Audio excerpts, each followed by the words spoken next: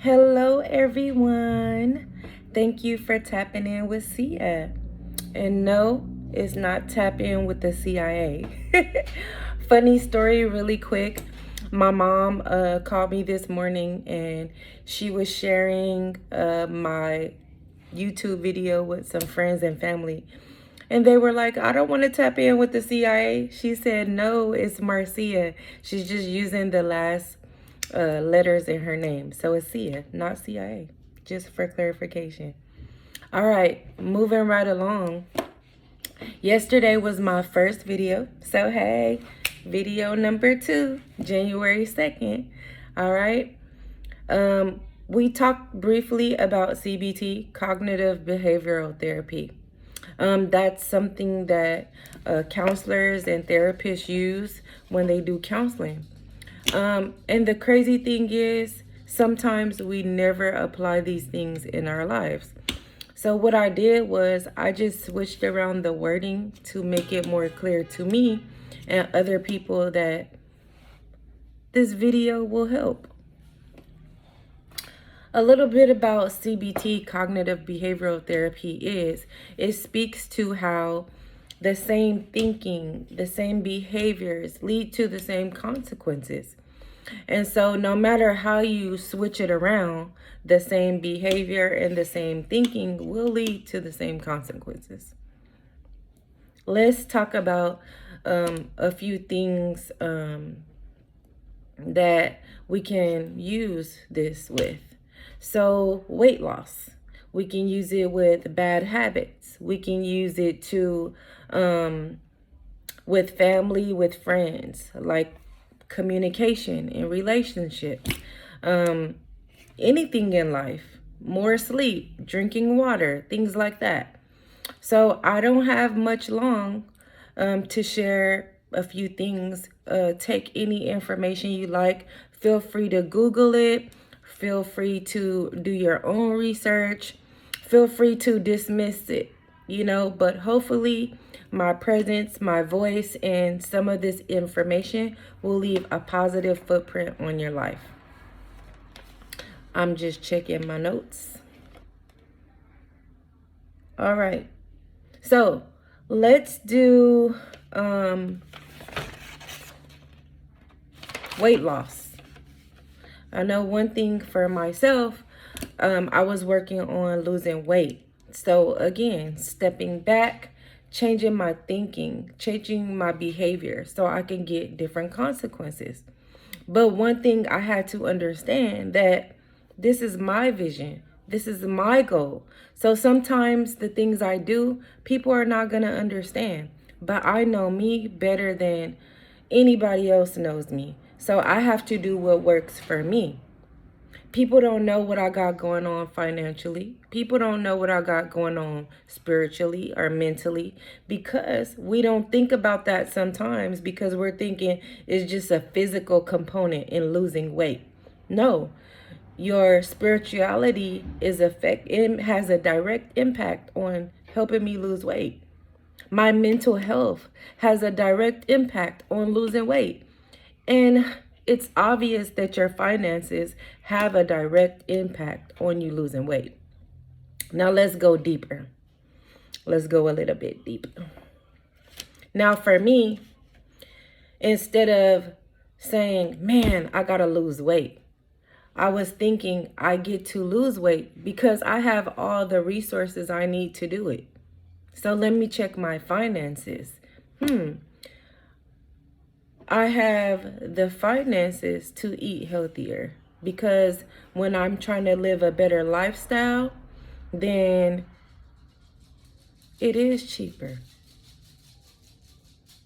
And my body is going to pay for it later in a good way. I had to change my thinking and how I talk to myself. So instead of saying, I can't eat this or I can't eat that, I say, I'm making healthier lifestyle changes. And some people say, oh, you don't eat meat. How do you do that? In a negative way. But again, all I say is, I'm just living a healthier lifestyle. I got rid of my car. So it's been about a year since I haven't had a car. And both of my children are adults, 20 and 23, so I don't really need a car. I live in California, and I live in an area where the Metro Link is near my home. So I could easily go from point A to point B in a matter of minutes or whatever. This helped me, which a lot of people didn't understand because they're like not used to seeing me without a car. And at one point in time, you know, having multiple cars, or I've had a car since I was 17. So it's just, I'm just not used to having a car either. But especially for a long period of time, you know, maybe a month or two, but I've always had a car for the most part. And so not having that vehicle helped me in so many areas because it pushed me to be active. So I'm not, you know, doing strenuous exercises or gym memberships and all these things that did not work for me before. That's one thing that changed, you know? And then it kind of forced me that, man, I don't feel like this, but I have to because I got to get around. Long story short, I've lost over 100 pounds since February. And I used to have to use a seatbelt extension when I travel on the airplanes and things like that. But now I don't need any of those things just by changing my thinking towards eating healthier instead of thinking, man, I can't do this or I'm limited. No, I feel good. I feel happy. Now I could breathe better and I feel better and I look better. People are giving me more compliments. My clothes are looking better. Now I get to breathe and smell the fresh air. Before, when I worked in mental health, I rarely went outside. I was just confined in the building, confined in meetings. I wasn't really active. Sometimes it was even hard for me to eat because I really didn't have time. I had to do paperwork, meet quotas. It was just so much. Being in school, being a teacher myself, teaching my students, I was always given my time. So this time, walking to the train gave me time to think about things. So it benefited me. The simple thing of giving up my car so I can be healthier physically, it helped me become healthy mentally. And I'm not going to go more into that, but if you have questions or comments or you want more information on that, I could definitely dig more into that. But for the sake of time, I just want to move forward. And like I said, certain things you do, people are not going to understand because it's your vision, it's your puzzle, and they only see that one little piece, but they don't see how that one little piece makes the picture grand and beautiful. All right? It's not up to everyone to understand. It's only for you to understand. But now, seeing the results in the people who know me, now they understand. Now they're asking questions. Well, before, oh, that's Marcia. Is it you don't want to listen because it's Marcia? But other people will love this information. And that's why I'm sharing it with you.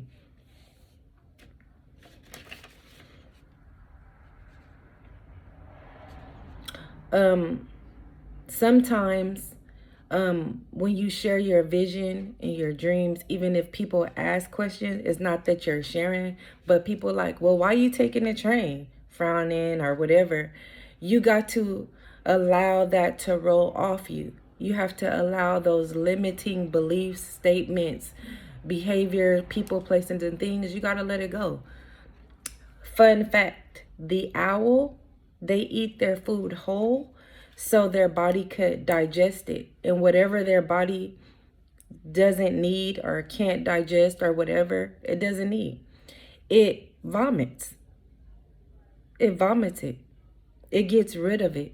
And that's something we have to learn. We see something, we hear something, we put something in our mouth, we smell something. We have to learn how to let it sit with us But if it doesn't serve us, we have to learn like how to let that go. And sometimes it causes pain. It's uneasy because it's something new. It's something different. It's not like before. And I'll come back to that as well.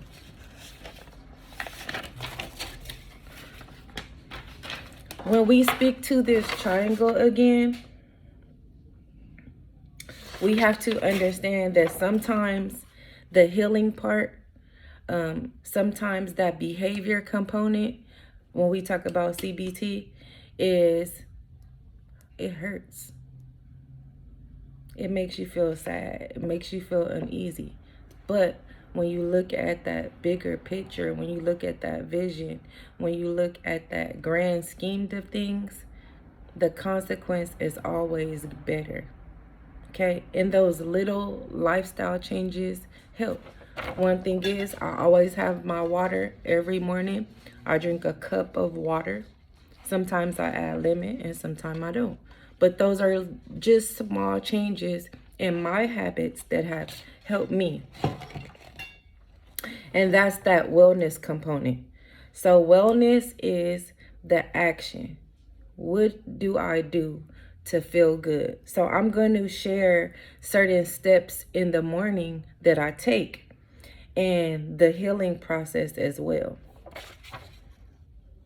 The healing process is the thinking, the actual feeling, the actual process that happens after that action. Okay? So like I said, the wellness was, let me get rid of this car. It helped me financially. It helped me lose weight because it helped me be more active if I wanted to or not. Now, in the process, sometimes I get frustrated because, I got to pack this bag. I got to carry a backpack. I don't feel like it. I have to leave earlier. All these excuses, but that's a part of the process because now it doesn't bother me. It's just, I just got to do what I got to do, and I'm happy doing it. What I enjoy most is on public transportation, I get to see this beautiful city. Driving and doing and moving all the time, I didn't really enjoy the beauty of California. But now that I'm on public transportation, I see the beauty. I see the mountains. I see the beaches.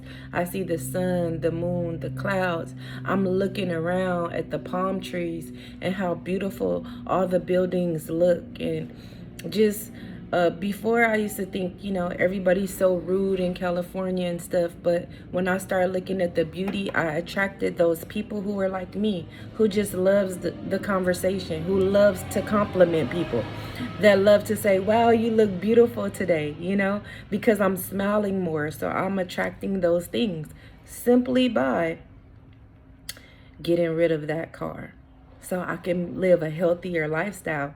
You see how getting rid of that car impacted my life physically? I'm getting my consequence. I'm getting my goal, and that's losing weight, looking good. And now I became more spiritual because now I can stop and I can actually breathe. I can meditate. I can listen. I can learn. I can pray. I can relax, It helped me mentally to release those stresses. It helped me mentally with being able to think and have my mind clear. And it triggered other things so I can have those goals for myself, grander goals. You see how those little steps help? Because you know what? One important thing about CBT is when you look at that consequence and you don't want that consequence anymore, what are you willing to do? I was willing to give up my car. I was willing to, because I knew I needed this for me. And again, people didn't understand, but now they see what I'm talking about. All right. So I'm going to share my morning routine. Feel free to incorporate your own things or whatever. But these are just some things that work for me in the morning. Okay. So in the morning, I always wake up no matter what time I go to bed. I've always been like this. Wake up between 3 and 4. And when I was younger, my grandma gave me a journal to write in for those times that I wake up. So I used to write a lot in a journal. I still have some of them. Before, I used to just lay in bed because I was tired. I didn't feel like getting up yet. But now I just go ahead and get up. So waking up early is good for me. When I take a shower in the morning after I get up, I let all that negativity just wash off me. Anything I kind of talk to myself, anything that didn't serve me, I'm a thinker, so I think a lot. I think about what people said, certain situations, and sometimes it makes me angry or upset when I think twice. So I just had to learn how to let that go because I can only control myself, right? Or I want people to understand something because I want to help them so bad. I want to help you. I want to help you do this, do that. But I had to learn that they have choices. So now I don't just share information. I only share if people ask me. So that's what I had to learn. And all of these things happen in the shower. That's my favorite place. Something about water, something about the air, something about grounding, that's what it's called. Okay, it's not something, it's grounding. Whenever you're feeling negative feelings and emotions, try to go in nature. Okay, that's a part of spirituality too, and meditation. Go out in nature, breathe, feel the grass, feel the air, feel the sun against your skin, feel the water. So that shower water really helps. And you see my locks. Sometimes when I take a shower, I don't cover it because the mist from the water, I like it to get on my hair so it can hydrate my hair because my hair is really dry. So that mist helps my locks. I started my locks October 2021, October. So I started with a small afro and look where I am today. I love my journey and I'm so excited to not have to worry about, hair and things like that. Let me plug up my phone. Okay. I'm just gonna have to hold it while it's charging. All right, so that's my routine. Taking a shower, letting all that negativity, negative thinking, let it just roll down the drain and never think about it again, right? But the things that I can change, then when I get out the shower, I could write it down so I could start making my plan for the things I can change, okay? When I take my dog out to use the restroom, I get my son. I try to put my feet on the grass if it's not wet. I try to feel the wind, the sun, or whatever. I live in California, so it's pretty much sunny for the most part. Then I drink my glass of water. I have my glass of water. That helps me with digestion and things like that in the morning. Next, I journal, meditate, I read, I reflect, I do my to-do list for the day. What do I need to do? I have my little note. I incorporate it. I write a note to myself. And this is something that I used to do with my kids and my significant others. Sometimes I would just write like a love letter or something motivational or affirmation or something. And I said, why don't I do that for myself? So I'm learning to love myself, right? What does happiness look like to me? So why not write a love letter to myself every day or a little note to remind myself who I am? Sometimes we got to remind ourselves who we are.